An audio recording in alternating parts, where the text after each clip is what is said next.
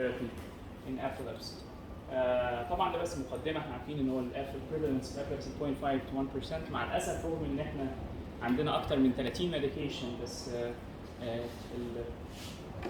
لحد دلوقتي يعني يمكن مثلا من اول ما الفينيتوين اكتشف في الثلاثينات الستاتس of epilepsy control has not really changed much. 25 to 30% of patients remain effective to medicine. دي كده صوره بتوضح seizure medications that are approved till now. But first generation, second generation, and third generation بنتكلم على بعضهم.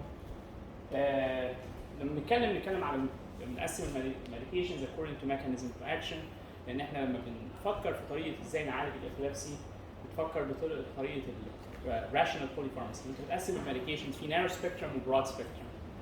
لو انا مش عارف الدايجنوسيس is this a focal or generalized epilepsy، فاحسن ابدا ببرود سبيكترم ايجنت زي مثلا اشهر واحد الليفيتراسtam اللي الناس كتير بتحب تبدا بيه يعني.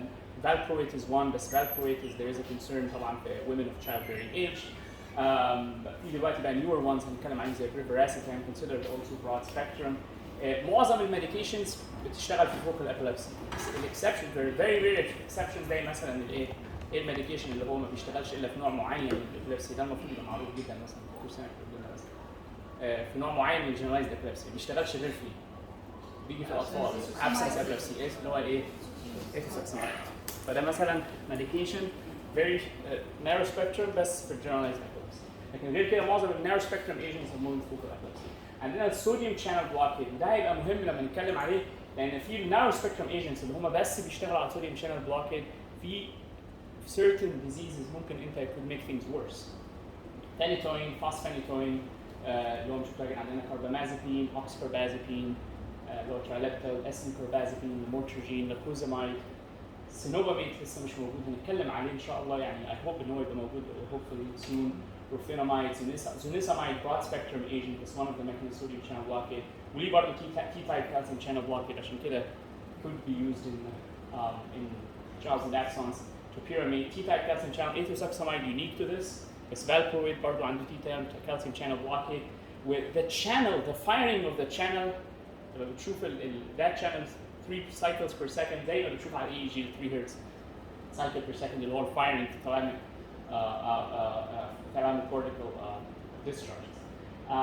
Alpha 2 delta calcium channel blockade, gabapentin or pregabalin اللي هو في الاساس كانوا فاكرين ان هم بيwork through GABA بس they actually work primarily through calcium channel. So we use them more for neuropathic pain. They're considered weak agents. This could potentially be an option, especially in elderly. Potassium channel opener. This is withdrawn from the market called ezogabine or ertigamine. بس احيانا يعني هناك بنطلبه بطريقه طبعا يعني من الشركه ممكن احيانا they're able to provide it specifically for particular genetic mutation اللي هو ال KCNQ2 mutation. وده فكره بقى البريسيجن جايدد ثيرابي. هو استحب الماركت لو حد عارف حد يسمع الميديكيشن ده ويسمع السايد افكت كان ايه بيعمل بلوز كان بالظبط. فهو الكوريوريتين طبعا كان في كونسيرن ان هو بيعمل بلوش ديسكولريشن بيجمنتيشن للسكين، بس نفس القصه الكوريوريتين بيجمنتيشن بس سحبوه من الماركت. بس هو ما زال ممكن يطلب في حالات ال KCNQ2 based mutations. GABA receptor agonists، phenobarbital، primidone، benzodiazepine. طبعا لو نفتكر من الفارماكولوجي الفرق يقول لك prolonged duration والbarbiturates والfrequency بيبقى benzodiazepines. Topiramate, sulfamate, and cenobamate potentially have also some. فده الفرق بقى السينوباميت. You know, it's not just a sodium channel blocker. But potentially could be used in generalized epilepsy despite being a sodium channel blocker. Felbamate يستخدم في generalized epilepsy as well. Topiramate has some sodium channel blockade but also GABA receptor which also works to kinase. فعشان كده topiramate is a broad spectrum agent. Tiagabine, one of the very narrow spectrum agents that we rarely use, works with GABA reuptake inhibition with GABA transaminase inhibition by vigabatrin. حد يعرف الفيجاباترين النوع بقى الفيجاباترين ده بالذات بيستخدم في أي نوع بقى بالظبط؟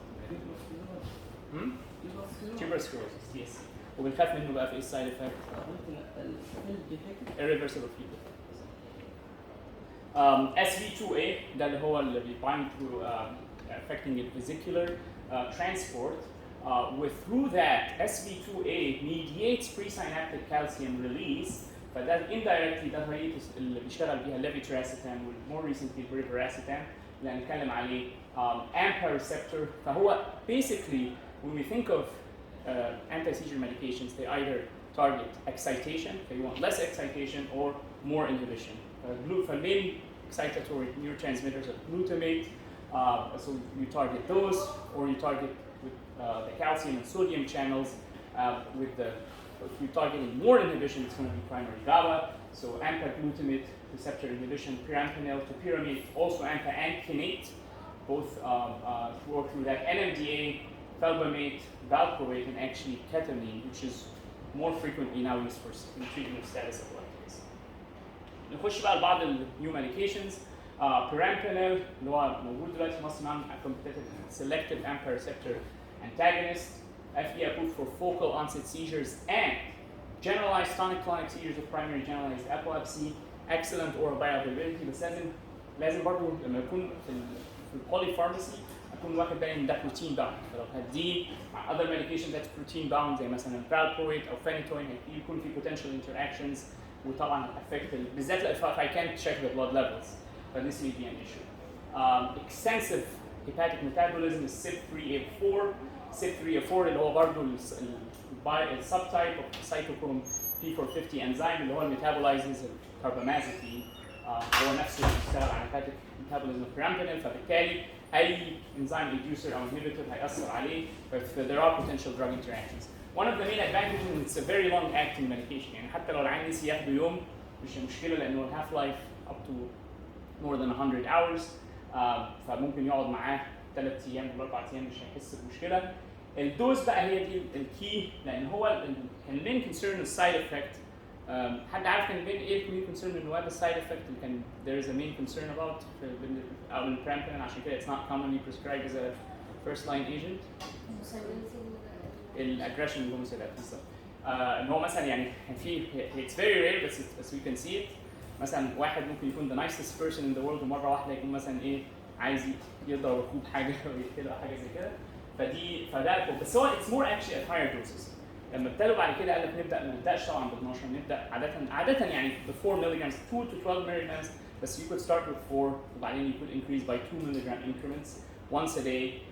مهم بقى ان احنا بقى لو في البوتنشال دراج انتراكشنز لو عيانه ماشيه على الاورال كونتراسيبتيف بيلز بالذات ان هو بيديكريز الليفونورجسترون اللي هو progesterone concentration by 40% but at only 12 ملغ per day. lower than that it's not an issue. بس ده ممكن يعني مثلا لو ايه يجي لكم سؤال او حاجه زي كده في القصه. Did a study looking at pyramidinol for tonic-clonic seizures in generalized epilepsy, where as you can see responder rate 39.5%, responder rate placebo 64.2% for the pyramidinol group. With this, during maintenance, 12.3% of placebo, 30.9% of pyramidinol treated patients achieved primary generalized tonic-clonic seizure freedom, which is pretty significant. Actually, the most frequent adverse events, they might have dizziness and fatigue. The irritability and aggression was not really common. This is a new actually paper that was just published a few months. It's just recently من شهرين. بيتكلموا بقى ده بقى الفيوتشر ان احنا بنتكلم عن precision guided therapy in epilepsy، ان انا بعد كده لما يكون عندي جين panel لما تعرف which genetic mutation this could guide therapy. A particular genetic mutation with favorable response to parental SCN1A Dravet. حد من النواب برضه يديني فكره عن الدرافيه، ايه اللي بيخليك تشك في موضوع الدرافيه سيندروم؟ يا ريت بقى حد يرسم مسامح هو على طول بيتكلم. حد من الدكتوره فاطمه او الدكتوره فيفر بيبدا بايه؟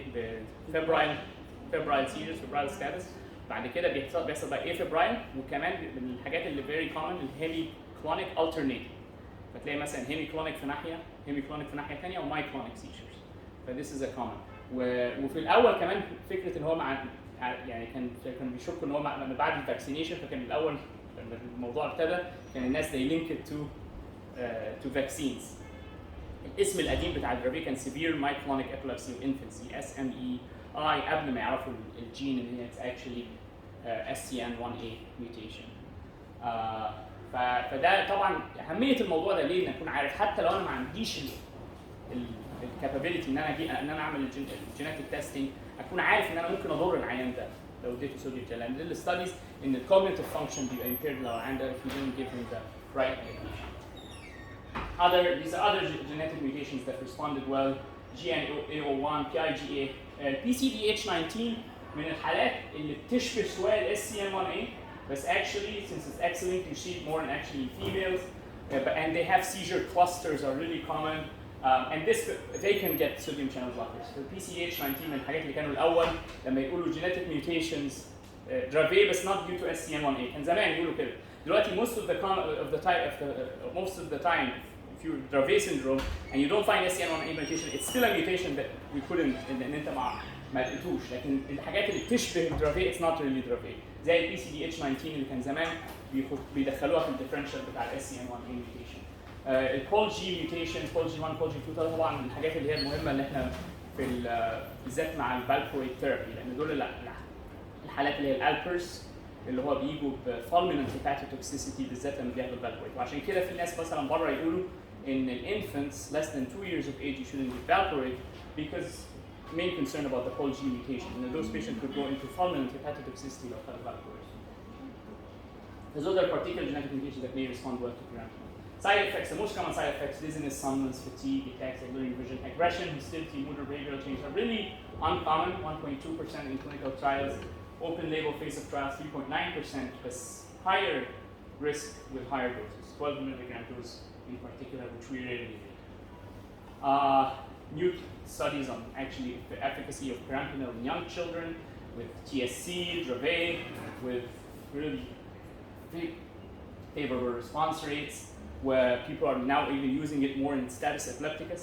في ناس استخدموا دوزز بقى عاليه جدا up to 36 milligrams بس طبعا مهمه جدا ان العيان ما يروحش على الدوز دي لان دي طبعا بقى الريسك بعد كده psychiatric side effects. But you could use acutely in status. People have used up to 36 milligram dose for controlling status epilepticus. واهميه ده في ايه؟ لان هي الفكره في الستاتس epilepticus ان بيحصل internalization للريسبتورز وبعد كده بيحصل ان هو بعد كده اي حاجه working through GABA it's not going to work once you reach the refractory status stage.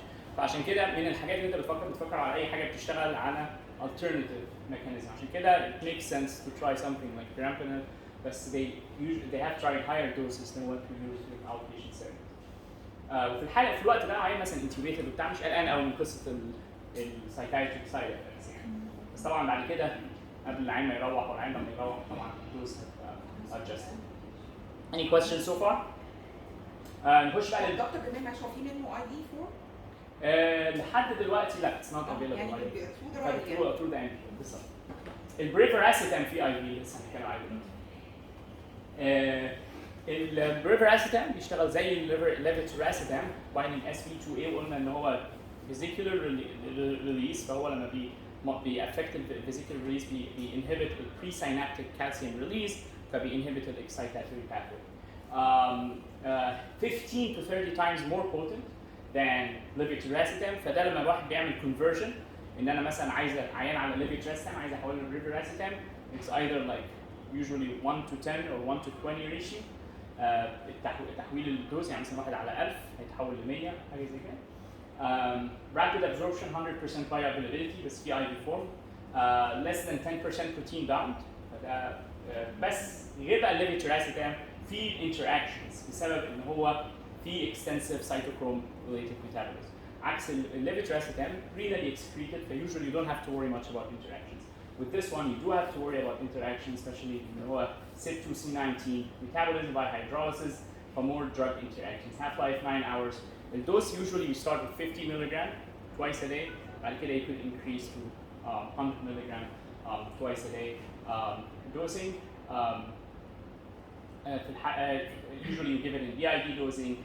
If preclinical data suggested in its broad spectrum, in clinical trials اتعامل مع أسف focal epilepsy بس open label trials have shown it actually shows benefit of generalized epilepsy. There's no reason it shouldn't, and levetiracetam has been shown working for a long period of time in generalized epilepsy. Side effects, somnolence, dizziness, fatigue, irritability بس أقل بكتير من الليفوتيراسيتام. لو احنا بنتكلم على الليفوتيراسيتام psychiatric side effects بنقول على الأقل 10 to 15%. Here 3.2% وده في الأوبن ليبل مش من clinical trials يعني this is real world data. This study looking at actually people that were on levetiracetam who converted to brivaracetam. Retention rate after 6 months, 80.4% of patients can still at 6 months on brivaracetam و 57.1% were because of psychiatric side effects reported improved tolerability. ده عيانه كنت انا شفتها في العياده دي. حد عارف ده ايه؟ حد عنده اي فكره ده الصوره دي بترمز لايه؟ ده الار ان اس. احنا ما اتكلمناش قوي عليه في المحاضره اللي فاتت لان هو مش موجود في مصر، وهم الكومباني doesn't target outside the US. It's only FDA approved in the US. بس يعني المهم ان احنا على الاقل نبقى عارفين الحاجات الموجوده. ده اللي هو الار ان اس اللي هو responsive neurostimulation. ميزه الار ان اس ان هو مش بس ستيميوليتور زي الدي بي اس، هو بيديني ريل وورد، بيديني يعني لايف داتا من العيان، بيوريك الاي جي داتا بس انتراكورتيكال. فدي عيانه مثلا عندها باي temporal seizures فمركبه ليدز going into both mesial temporal structures. فدي الداتا دي بتوريك يعني ده من 2019 اول ما ركبت الجهاز لحد مثلا دلوقتي، لحد اخر مثلا انا جمعت الداتا من جانوري 2023. فده هي العينه دي احنا بنعمل سيميوليشن بس we didn't make any changes to simulation here. بس بدأنا new medication هو brivaracetam that you can see these are long episodes. long episodes دي عادة بيبقوا هو الديفايس ده بيديتكت epileptiform activity. بس ال long episode is actually usually epileptiform activity that lasts more than 30 seconds. It can be used as a surrogate for seizures. يعني ده كده بيديك marker للseizures. فلما انا بشوف الداتا دي يعني طبعا كلنا بنشوف عيان بيجي لك في العياده، طب انت اخر مره جالك اتشنكت امتى، ولا حصل لك نوبه مش عارف دي نوبه ولا مش نوبه، ولا قمت دايخ ولا قمت مش عارف ايه، ولا حصل لي مش عارف ايه، ومش عارفين دي نوبه ولا مش نوبه. فطبعا بتبقى it's really helpful when you have that kind of data. in this is really objective data. فالعيان اول ما بدانا brivaracetam this patient was tried on levetiracetam in the past but couldn't tolerate it due to mood side effects. But brivaracetam really is what did it. Been seizure free since then from January till now.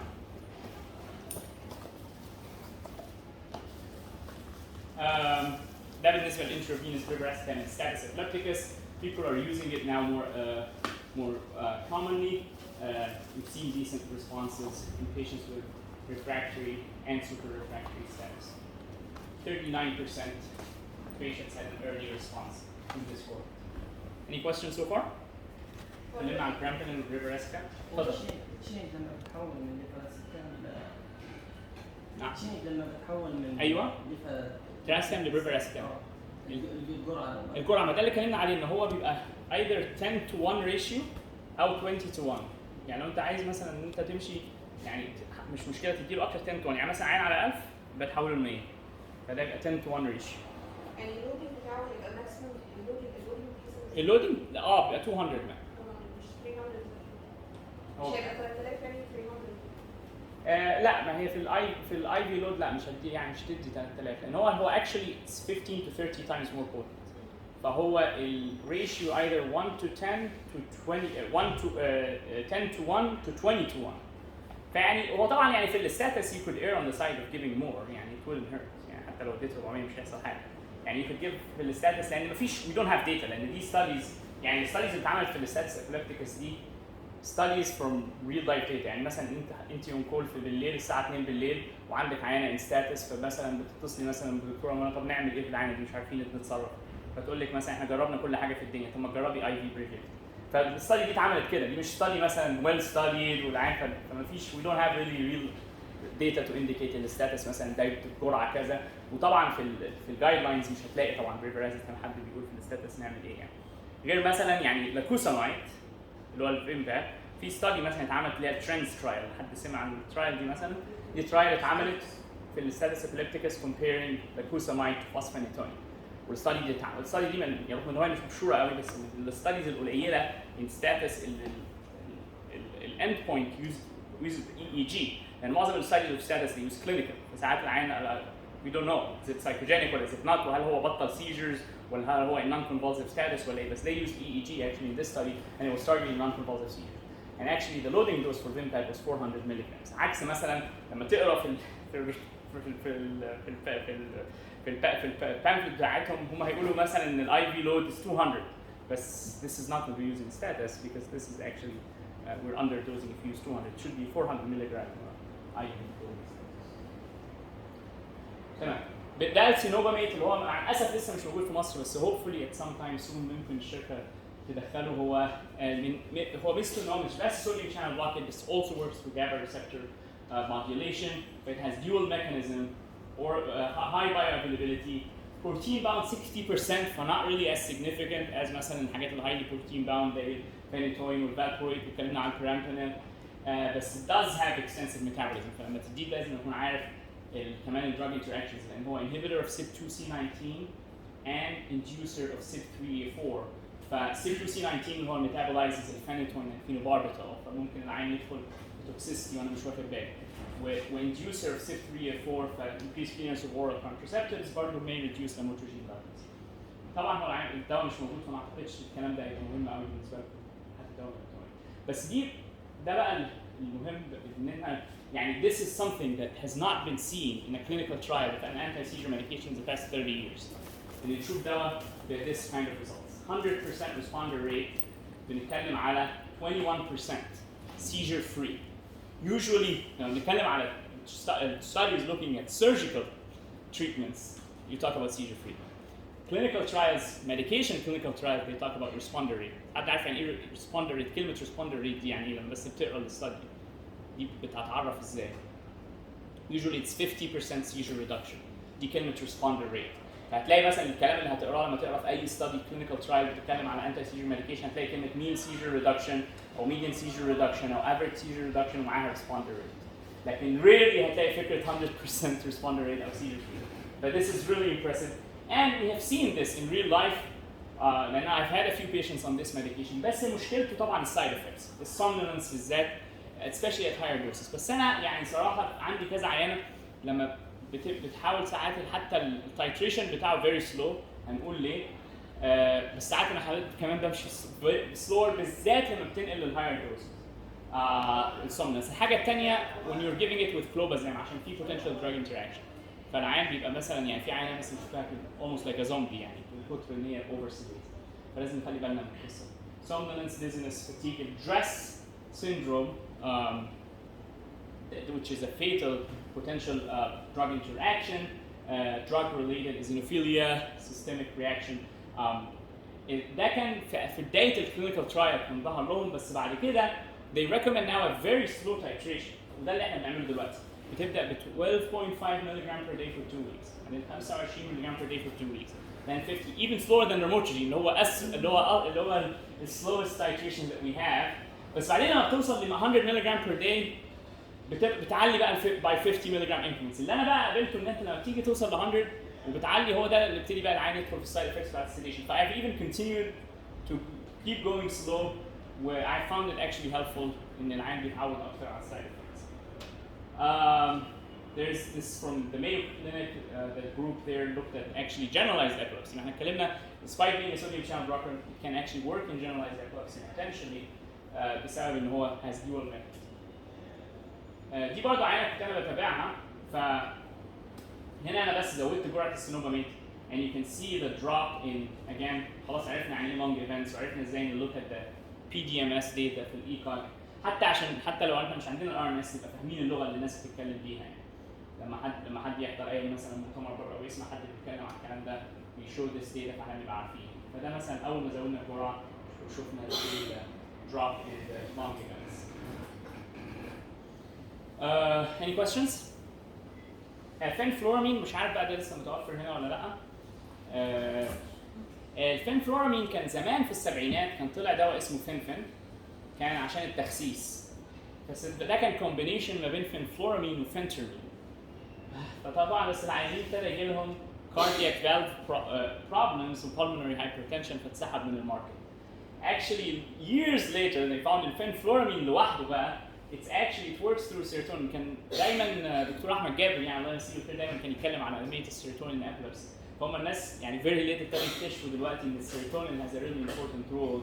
فالفينفلورامين actually works through serotonin. The only it's a very unique mechanism. Serotonin receptor modulation by modulating the serotonin vesicular release. You actually use at lower doses يعني كانت بتستخدم في التخسيس زمان. فبالتالي ما شافوش لحد دلوقتي اي cardiac valvulopathy. But they still a drug company they do recommend that you monitor the cardiac monitoring every 3 months بعد كده every 6 months. فليهم program معين كده recommended للعيانين دول. It's half-life 20 hours. There's potential drug interactions with steripental, which is the other medication used for Dravet syndrome, and clobazam. 75% seizure reduction in Dravet syndrome. Now it's also FDA approved in LGS, بس يعني 25 to 30% seizure reduction in LGS. So it's not the same, مش نفس قوة الافكاسي في الدرافيه مع الأسف. Side effects: decreased appetite طبعا لأنه كان بيستخدم في التخسيس، weight loss, somnolence كمان من القصة دي تقدر تكمل السايد effects. Fatigue. The cardiac monitoring recommended, but we haven't seen any of the cardiac valvulopathies yet in the epilepsy patients.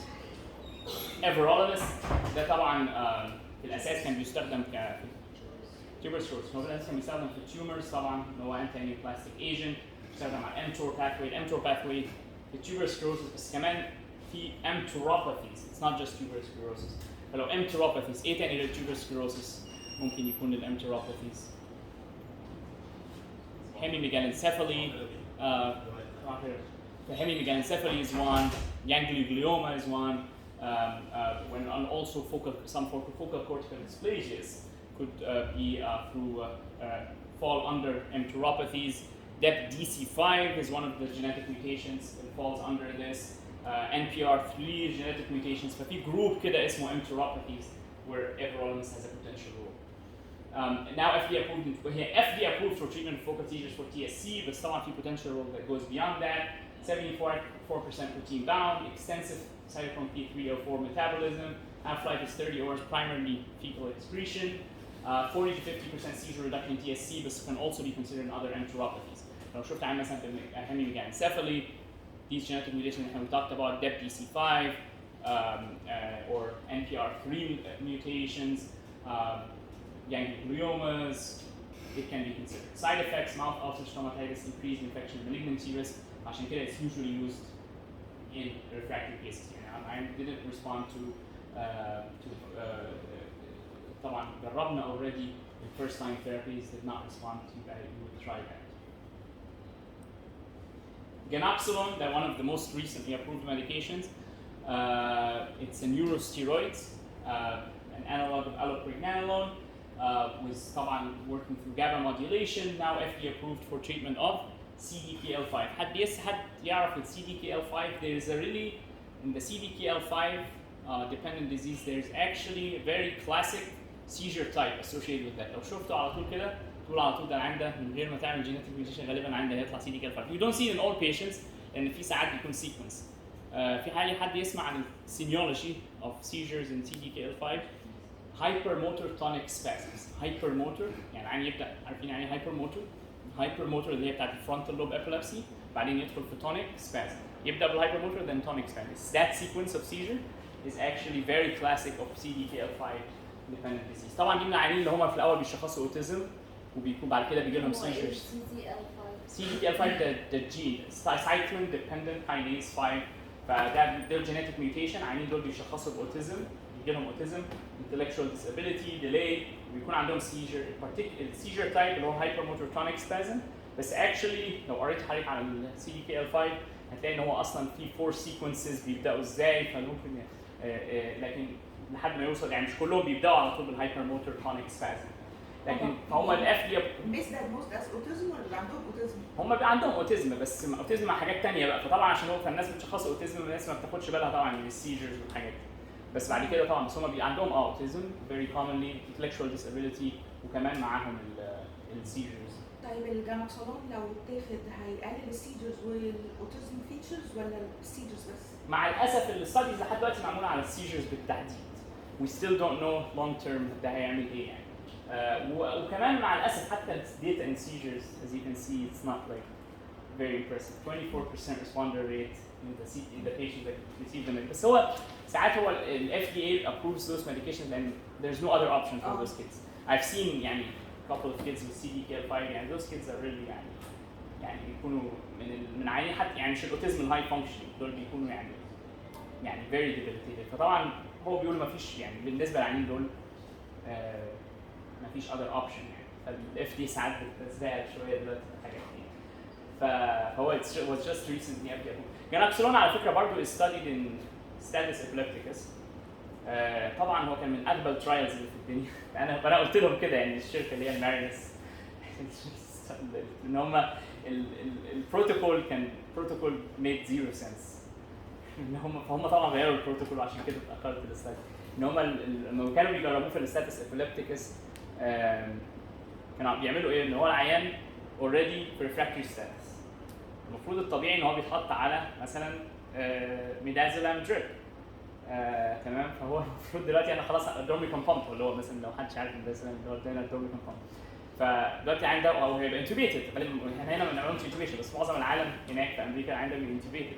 فاحنا هنيجي نقول للعيان نخش معلش نروح او طبعا او نروح مثلا اللي هو لاهل العيان، معلش دلوقتي احنا عندنا ستادي دواء جديد ويا اما هنديك الدواء يا اما هنديك بلاسيبو.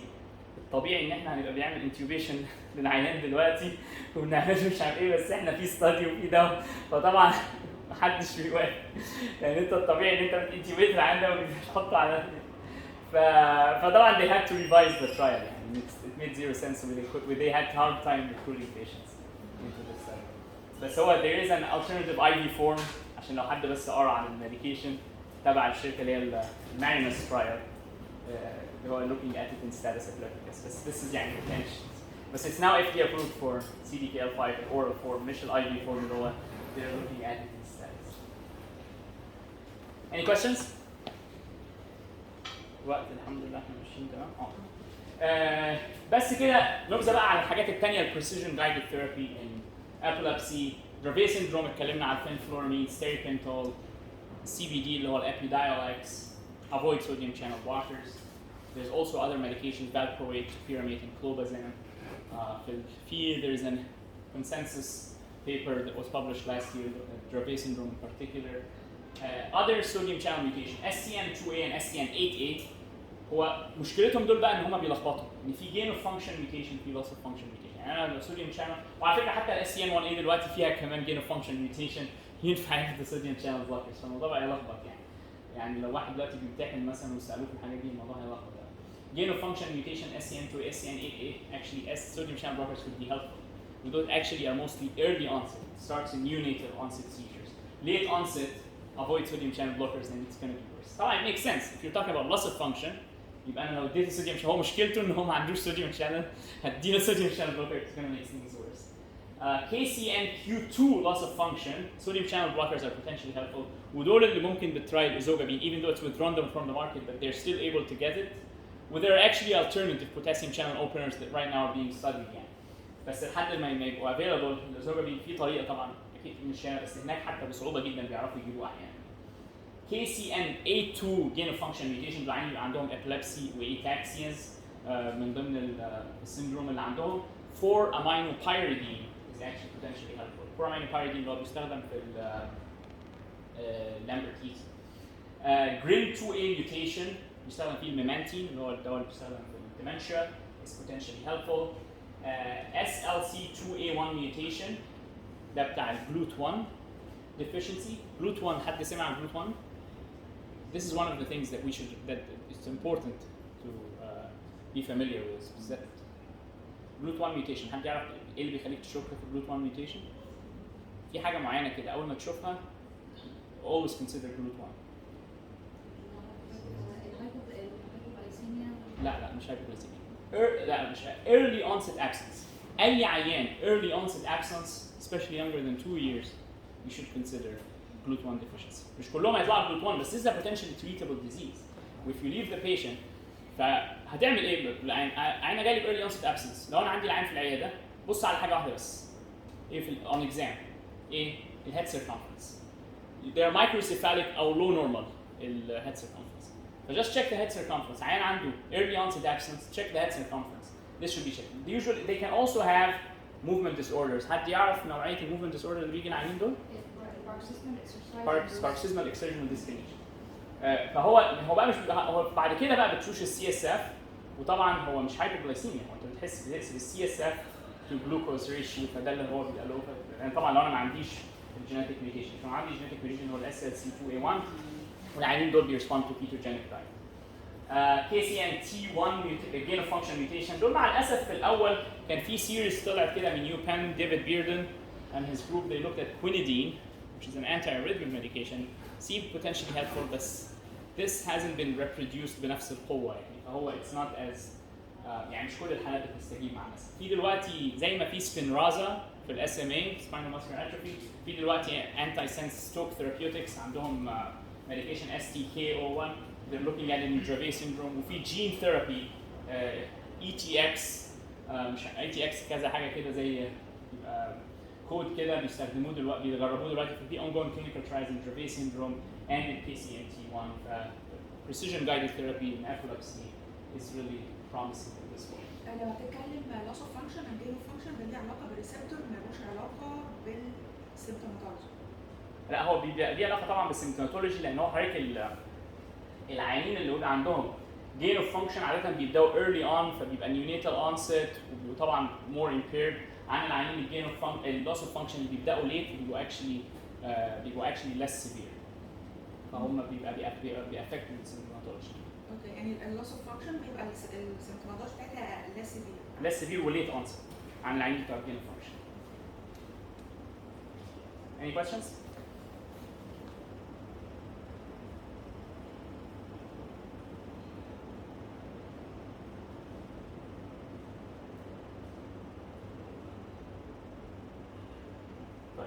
احنا بقى بالنسبه للاي جي يعني عشان بس لا فاصل.